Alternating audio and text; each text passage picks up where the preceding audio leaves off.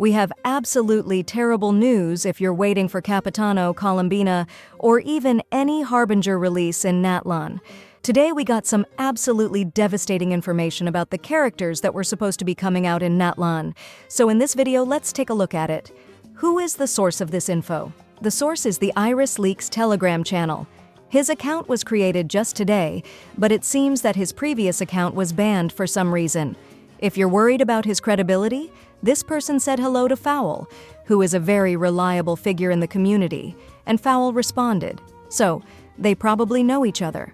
Anyway, the intro of the source is too long.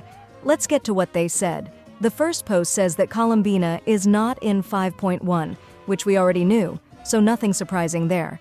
Next, Iris says that Columbina is also not in 5.3, which is already concerning, right?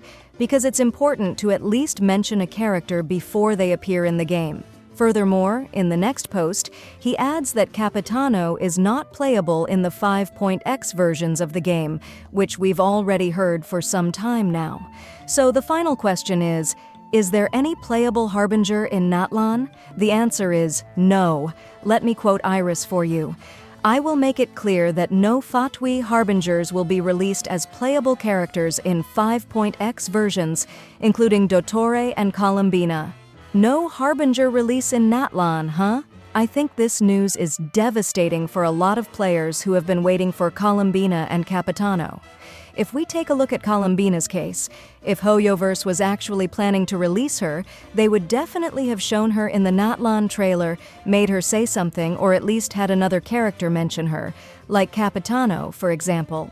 As for Capitano, in the last two regions we got a playable Harbinger who was involved in the Archon quest for that region, like Wanderer in Sumeru and Arlecchino in Fontaine.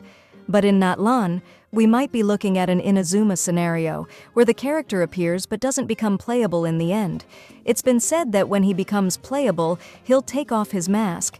I think you can agree that adding a character without showing their face would feel odd. Though, adding Capitano without a face makes him stand out from the rest, and I think that's one of the reasons why he's so popular among players, even without a face. What worries me the most is the fact that there are 7 more Harbingers we have yet to meet in the game, and none of them are playable in Natlan. So the chances of us getting several Harbingers released are pretty low. Therefore, it's very likely that most of them won't be playable at all.